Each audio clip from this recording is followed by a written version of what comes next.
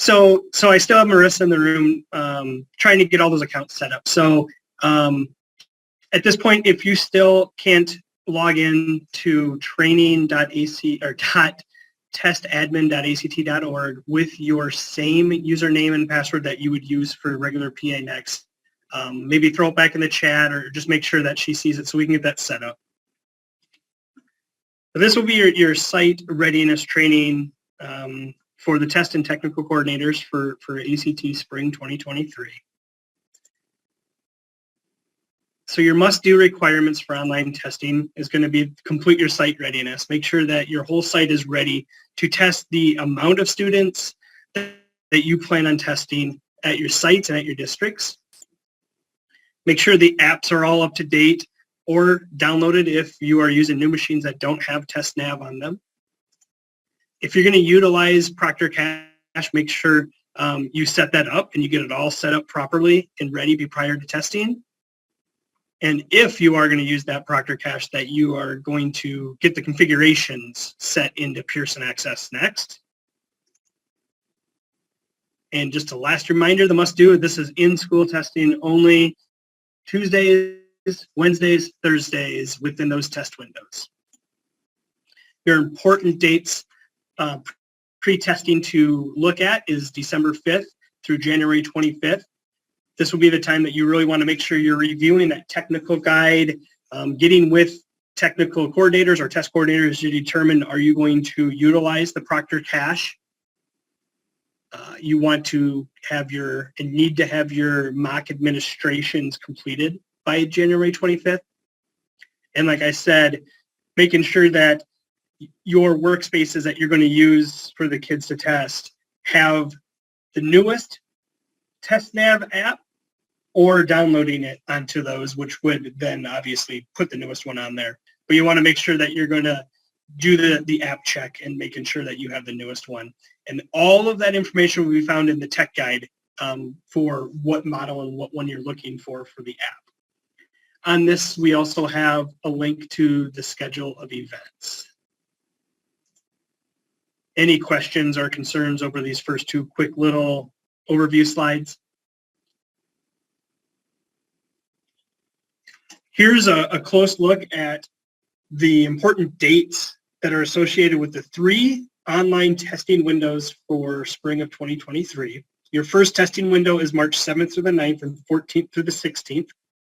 Remember, like I said, online testing only occurs Tuesday, Wednesdays, and Thursdays within these testing windows. So that for that first test window, January 30th is the first date that you can create and assign students 2 test sessions within PA Next. So we are going to run through the mock administration and the training. That is available right now. But in production, the real thing, that is not available until January 30th is the first day that you can set those students and test sessions. Coming up then on March 3rd to the 16th is when you can prepare and then set your pre-caching sessions in PA Next if you're utilizing that. And then March 7th through the 9th and 14th through the 16th, you will be able to start the sessions in PA Next. And we'll talk about the differences between these 3 things when we get into that test, the training aspect. Window 2 is March 21st to the 23rd, the 28th through the 30th. So the dates that correspond with this are less than the first window since this is your second window. So you would have the 15th, March 15th to the 30th to create and assign the test sessions. Prepare them and pre-cache them the 17th through the 30th. And then starting, you would be able to start those test sessions the 21st to the 23rd, the 28th through the 30th. And then finally, your last window and last chance to test the kids online would be April 4th through the 6th and the 11th through the 13th. You'll be able to create and assign the students starting March 29th through April 13th. You'll be able to prepare and pre-cache the test sessions March 31st through the April 13th. And then finally, you'll be able to actually hit the start button in Pearson Access Next the day of testing, 4th through the 6th, or the 11th through the 13th. Any questions, comments, or concerns regarding the important dates as it goes to the actual windows and what we do in Pearson Access Next for the sessions. Hearing nothing, let's just quick talk about the systems that we allude to that we're talking about today. Pearson Access Next, testadmin.act.org is the web application that you'll be using to manage your participation. That's your test date selection, verifying and enrolling or unenrolling any students, ordering materials, and then the setup and the maintaining the online testing. The training is training.testadmin.act.org that we've talked about. The difference that you can always tell between these two, and I'll show you here when we get into it, is the training is always brown. The production, the regular one, is blue. The district test coordinators need to give access to test coordinators and technical coordinators and room supervisors. The test coordinators need to give access to room supervisors and technical coordinators. So there's a hierarchy set up. Then the other system we talk about is TestNav. This is the secure test delivery engine that is actually used by the examinees to take the test online. That app can be found at the URL that we have linked here, the download testnav.com.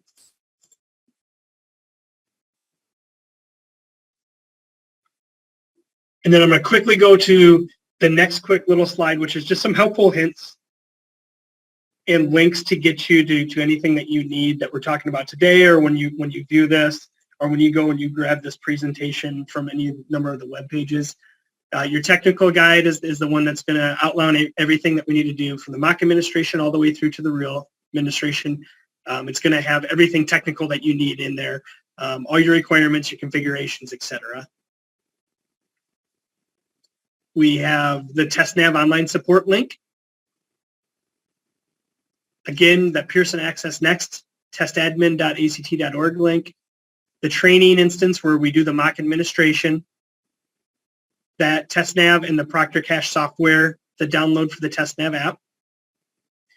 And then we also put on this slide the 5-part video series that we have for online technical readiness. All of these are available under step 2 of the ACT hosted testing website.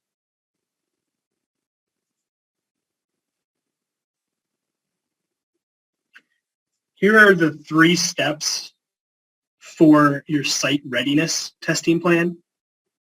You can see the first step is going to be appointing that technical coordinator, reviewing the technical requirements together or by the person. Do you meet the minimum requirements that are listed?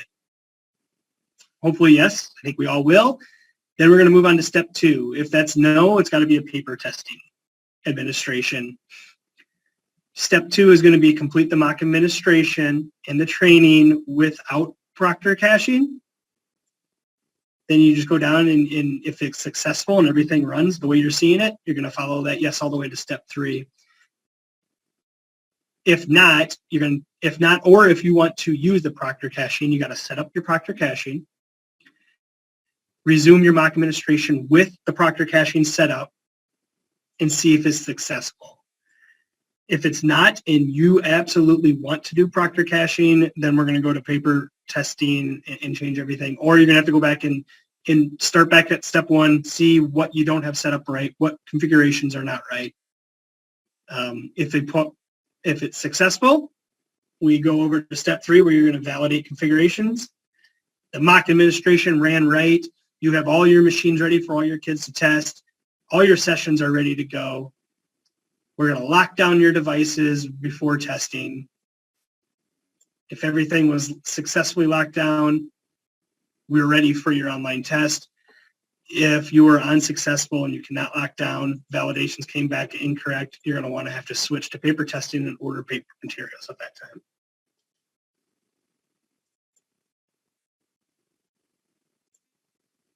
Are there any questions, comments, or concerns right now out there for the first few slides here?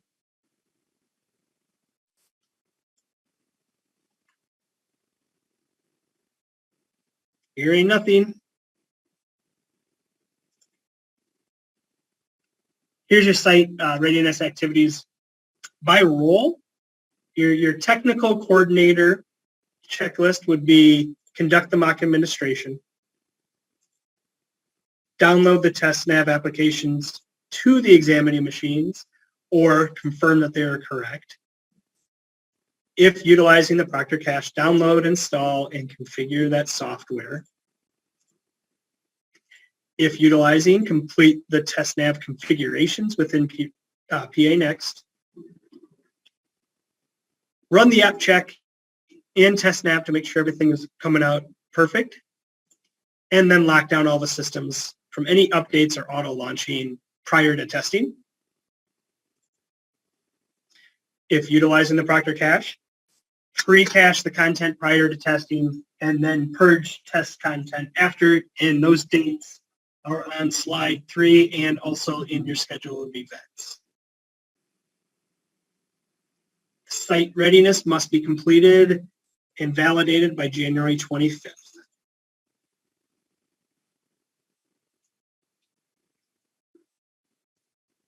Mock administration time. So now I want to hop in and go into the training element and the mock administration. So if you want, and I encourage everybody to log in now to training.testadmin.act.org if your account's working and if you can get in there. And let's run through what we do and how we set up our sessions. So if everyone can give a thumbs up or hop on real quick and say you're ready, you're logged in, you're good to go. I can't see the chat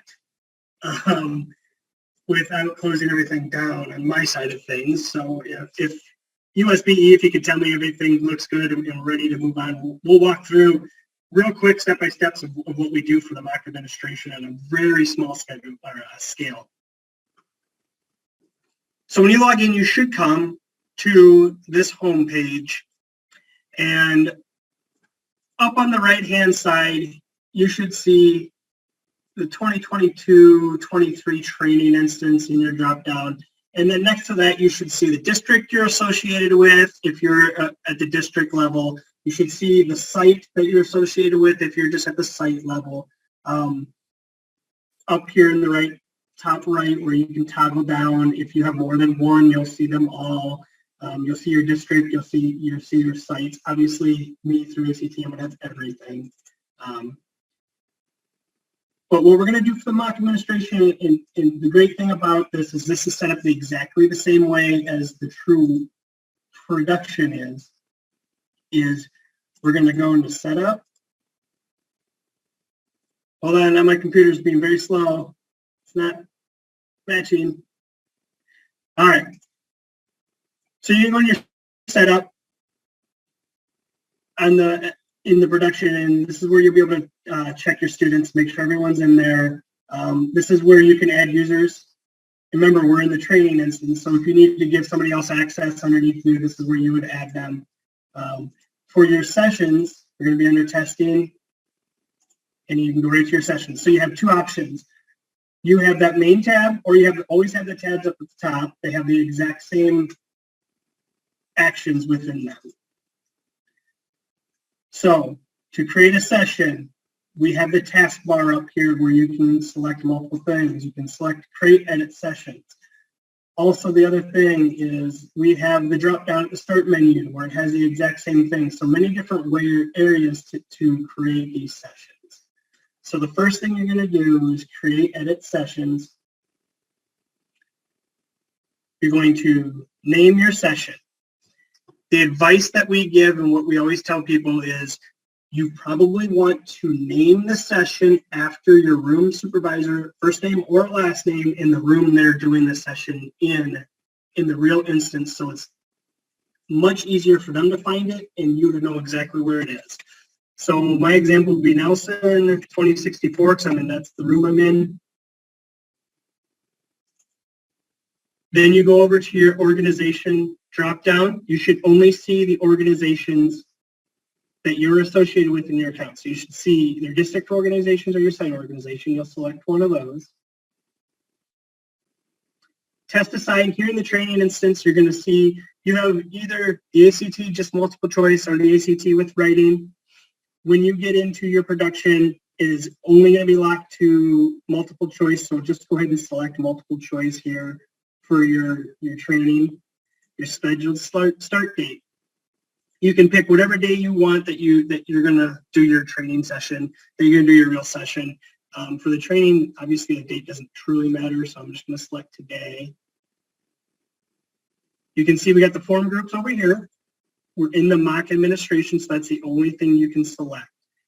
When you are doing this for real on the other side, you're going to see the Tuesday, Wednesday, Thursday, Tuesday, Wednesday, Thursday of whichever test window you are available to do this in at that time. That's going to be the one that you select. If you're testing on that Wednesday, you're going to want to select the Wednesday one. For your mock administration, it's the only one you can do.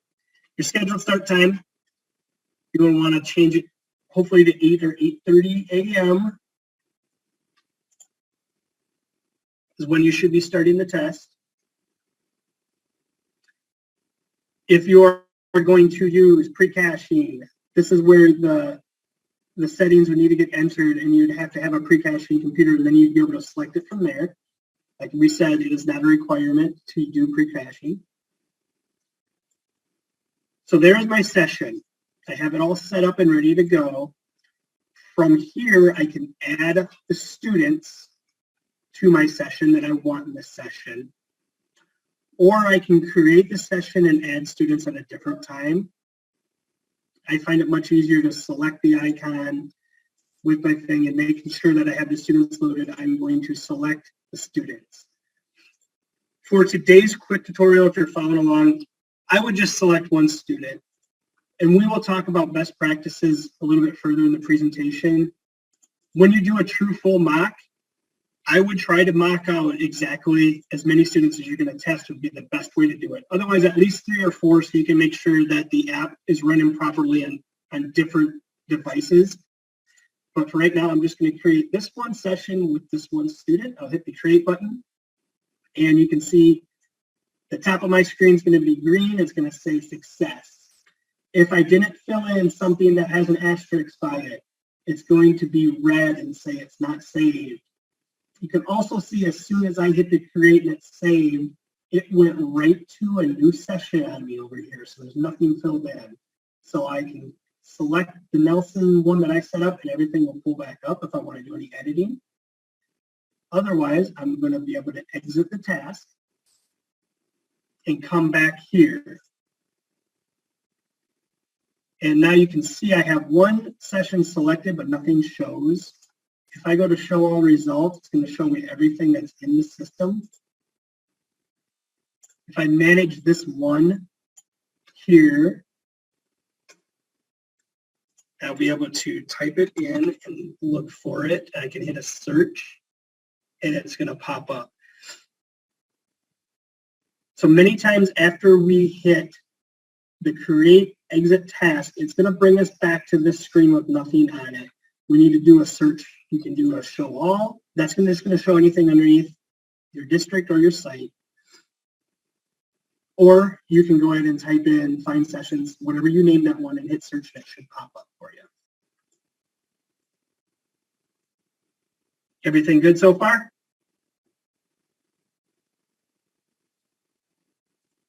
So now what we need to do is we have the session created. We need to actually prepare this session.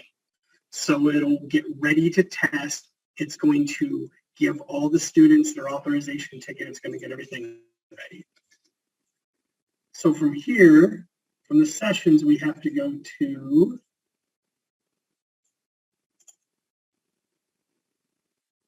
students and sessions. And so that was that tab right next to sessions. It pulls up the session list that we had selected. I have to select it again to pull it in.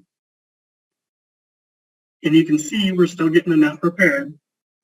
And you should have a blue tab over here on the right and select prepare session.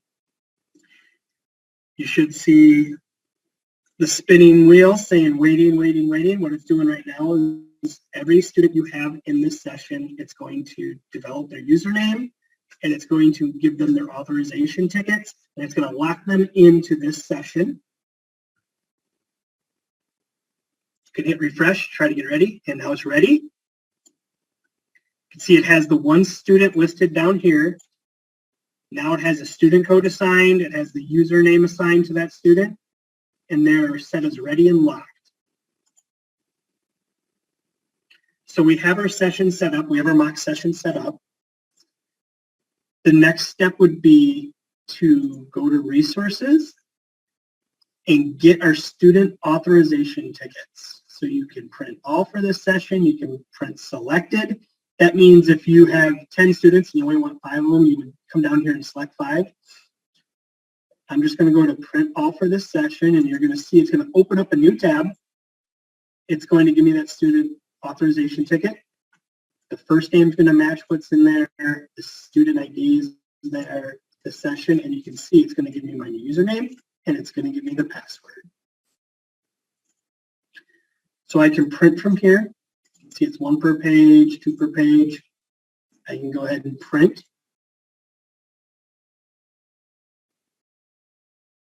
Come back here to our training here. Now that I have that, I am going to start the session. Act like we're testing. So I hit start session. You can see it's locked, so nobody can do anything.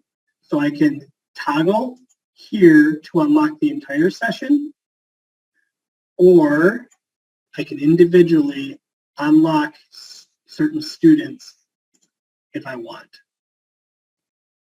Since there's only one student, I switch that student to unlock. The whole session is going to be unlocked. So the last thing that we're going to need is a seal code. And I get my seal code in the same exact spot that I get my authorization tickets in the resources. Remember, your authorization tickets are what you would hand students as you check them into the room. This is going to be how they log into TestNav. Your seal codes are not printed off, not handed out. The seal codes should be verbally spoken before each section, and only then.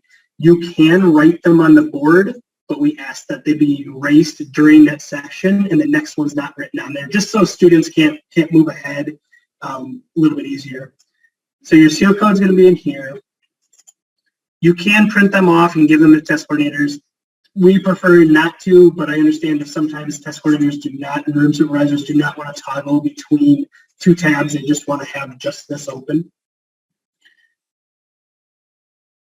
And so that is ready. That is good to go. Your session is active and ready. What we would do is we would have this student log in on the other computer that has TestNav up and running, the newest TestNav up and running, put in the username, put in the password, and start going on the mock administration. After you enter the quick demographics into there, it's going to ask for your seal code. You put in your seal code at that student's computer, and you should be going. Then you're going to see progress down here. You're going to see that this is going to change from ready to in progress or active. It should be green. This will be one big green bar that says 1 with active, and you can see you have your status here. And then what you're doing is on the student's computer is you are making sure you can go from question to question. They may not be real questions. They may just be characters on the screen. They may not even be anything, but that you can select and go through, and you're going to see that progress of that student here. You can stop the session. You can do some editing and through here.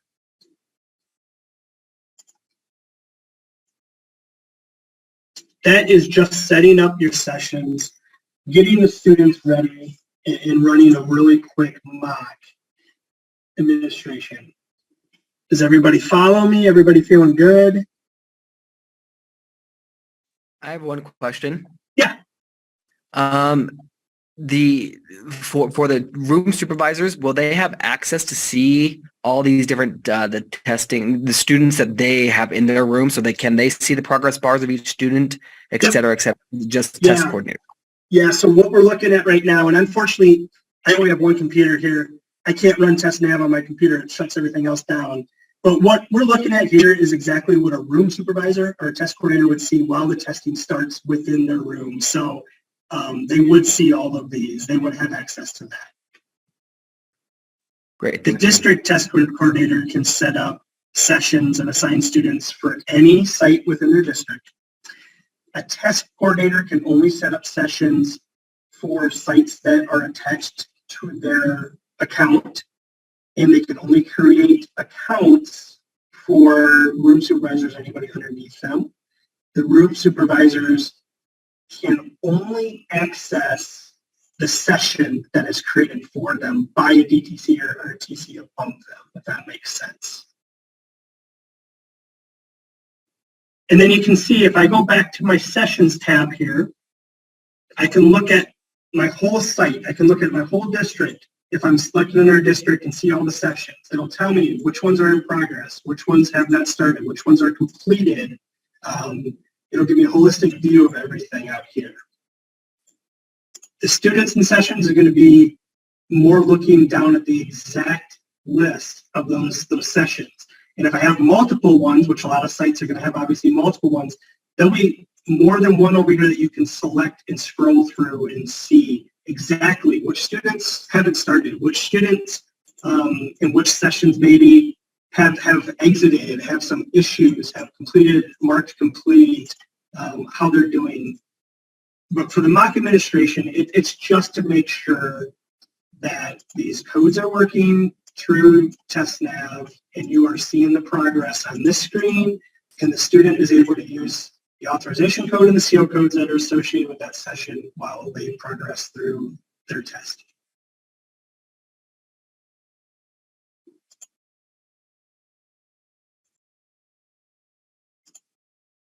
Hearing no more questions, I'm going to hop right back into the little presentation.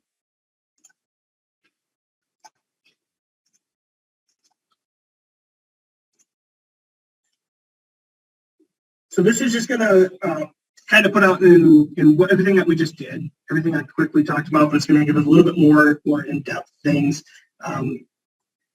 So it's a user account for a test coordinator. It can be used for a district test coordinator or a room supervisor to get in there and obviously run through what it's going to look like, how we give the test online. The sample examinees. So like I said, it's going to be exactly as you saw it on my screen, or as hopefully you're seeing it when you do it. There are no real students. It's not pulling from what you have uploaded or what the state of Utah has uploaded into your real instance. It's just all samples. So it's going to be first name AA, last name AA, all the way down. They're just complete example examinees. And then the mock test. And like I said, not every test is going to have, it makes sense. It's literally just data thrown in there. So you don't need to necessarily answer a question properly or anything like that. We have no way of doing that. It's just making sure that things are loading. There's usually like 5 or 6 questions. You'll see how you have to hit submit at the very end as an examinee. It's going to ask you, are you sure you want to submit? You cannot go back. And as soon as they hit submit, they are done. It's not like paper testing where they can have the whole time to reread their answers and go back anytime. As soon as they hit submit and they approve the submission, they're done. You'll see that on your screen at the room supervisor test coordinator level also. Why complete the mock administration?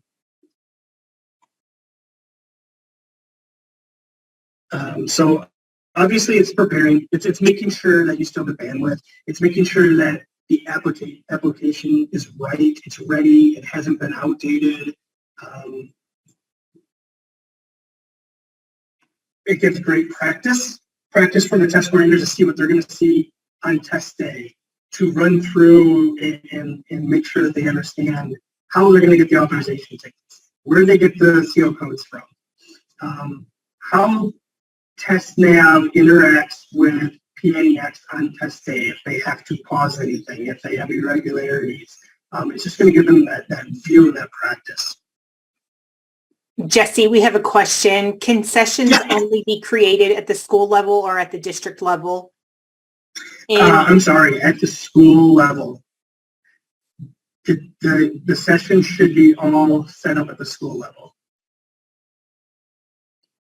District test coordinators can do that and assign now. In the past, they never were able to assign students. Now they can. But yes, it should be at the site level. And then, like I was talking about, the reason for the mock is the plan. Maybe you thought you could get 200 to work in one room, and you turn out that you tried to mock and it just wasn't working. So you have to use different rooms, or you have to make new plans. Have extra rooms, have extra computers ready, et cetera, et cetera. And this is just going through what we've been talking about, what we've been trying to do, set up the user accounts. If you're a district test coordinator and we got you set up, you have the access to make sure that all your test coordinators, all your room supervisors, all your tech coordinators have an account that is active with the correct organizations attached in the training aspect. in another question, Jesse Yeah. and George, I think, yes, that's correct. Does that mean the cache setting needs to be selected at the school level? Yeah. It is, because the cache setting is all going to come through the exact level where the sessions are, and we can only do sessions at the site level, at the school level. So you have the proctor caching sessions and configurations, having to put it in at the school, at the site level. Even if they're the same across the district, you have to do it site by site.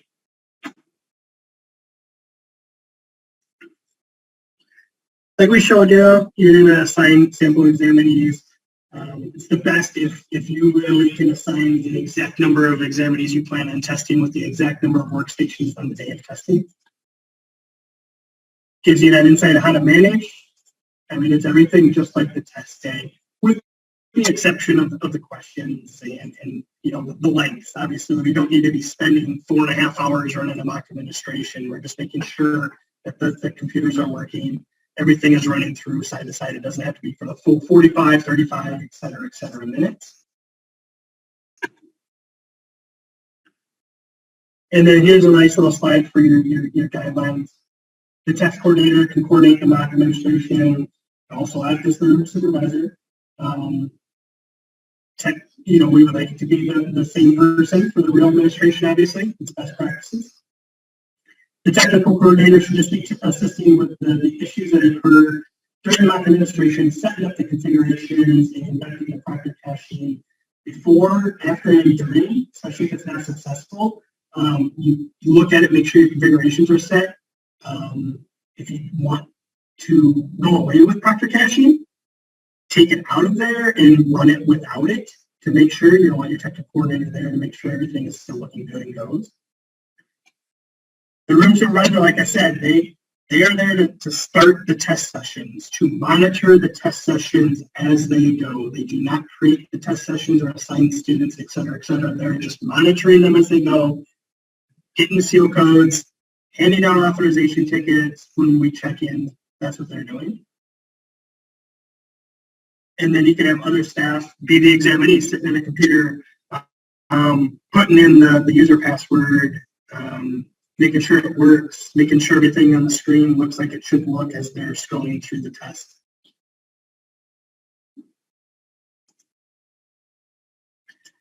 The test day activities during testing. So you're going to prepare up to 2 days before you test. You can prepare in PA Next. The day of testing is the first day you'll be able to hit that start button, that green button in the session. You distribute the authorization tickets, retrieve those seal codes, and have them available to verbally read out or make sure the students know before each session the 4-digit code. And then, obviously, we still want you to move around the room as students are testing to monitor or discourage any prohibited behavior. Not just sitting at the computer watching things go by, but actually, still walking around as it is a regular administration.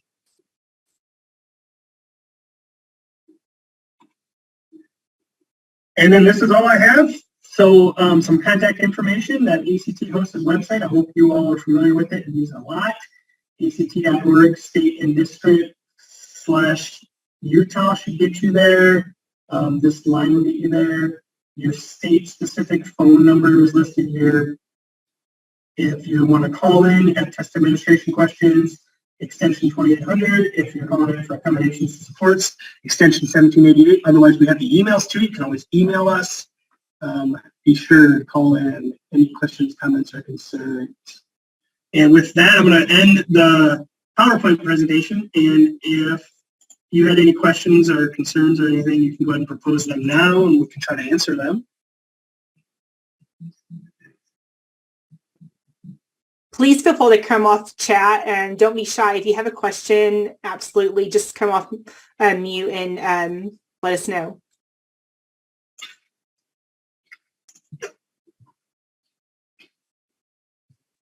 So the state wants everything, all tests, mock test administrations, everything done by January 25th, correct? And then as far as, is there a way that we submit or I guess verify that has been done, that the state then kind of checks, oh, great, this high school is checked and ready to go?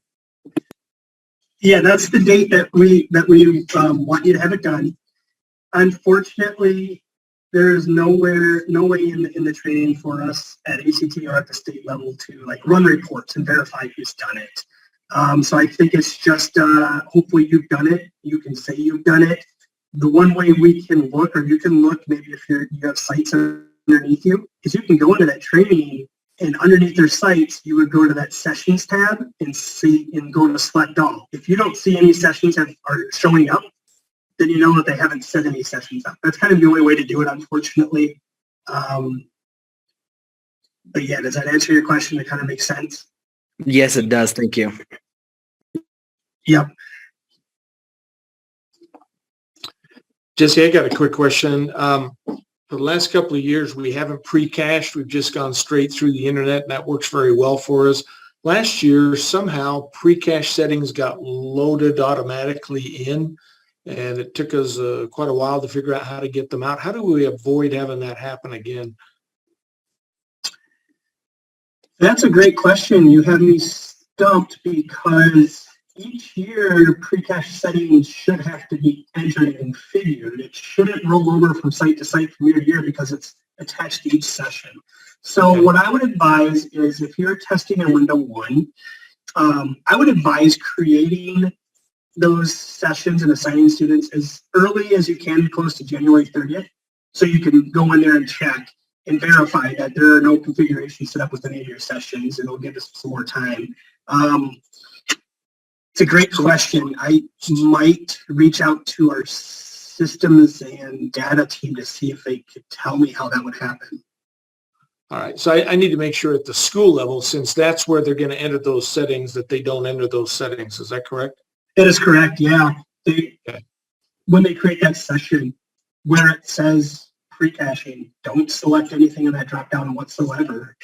And that pre-caching, those pre-caching settings, they're set up at the district administration level, correct?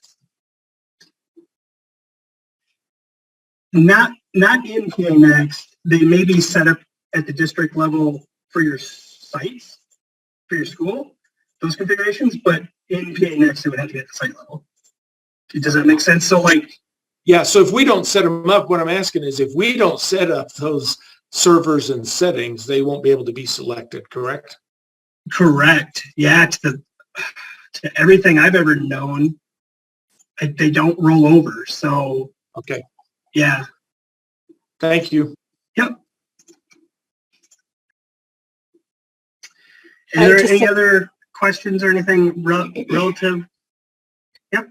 Amanda, to your comment, there was a little lag in the TAA system, so she might have experienced that. There was an update a couple of weeks ago, so there was like a little bit of a slow movement for that. So that might have been some of the trouble she was having, but hopefully we've moved past that. But there will absolutely not be an extension to accommodation request, and there is still sufficient time to do those in a timely manner. Just continue to press forward. If you have any specific issues, email myself. But but don't expect any extension. Yeah, I can quickly touch on that too, Jessica, real quick, while we're here about accommodations. So, we had that policy change. Now we tried doing a system change where you don't have to upload 2 documents, and it seems to have caused issues with the system. They're still having issues right now, Jessica. I've heard of people who can't even log in today. So they are deploying, they're trying to deploy something tonight, this evening, to get it fixed. I don't know if we're going to send out an email to all users once we prove that it's working and it's going as fast as it should, et cetera, et cetera. But what I would say is log into success, and if you do not see a banner anymore about it, you should be all good to go and it should be working as normal.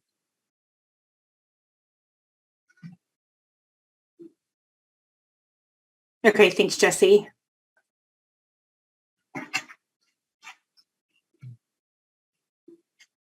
Just a couple more minutes. Does anybody have any questions? Know that this will be posted, and then the slides were dropped in the chat, and we can send them out with our next AD memo, and then of course at our assessment directors meeting next week. I have a quick question. Did I hear correctly that the room supervisor can only access their own testing session? Is that correct? No, I'm sorry. They can only access test sessions. Okay, that's what I wanted clarification Yeah, on. so- Okay, perfect. So they would have to search for their own test session. Yep, and that's the reason why I say it's probably the best to name the session after the room supervisor who's going to be in the room giving it. So it's super simple for them to select the right one because they're going to see all of them at the site level that they're associated with. Okay, perfect. Thank you for clarifying that. Yep. Anything else from anybody? Again, very sorry about the technical issues at the beginning. Hopefully it was useful. Hopefully you're able to get in the training and really mess around and see how to create your sessions. That way we come up in the end of January, everybody's ready. You have all your students verified and ready to go, and you get them into the sessions that you want. And as always, yeah. No more questions in the chat. Appreciate you, Jesse, and I'll just speak to Jesse's behalf. He never has any technical difficulties, but such is life sometimes. We appreciate you being with us. Yep, thanks a lot, guys. Any questions, comments, concerns, always reach out to our customer care team, email us, call us. Hopefully everything will run smoothly.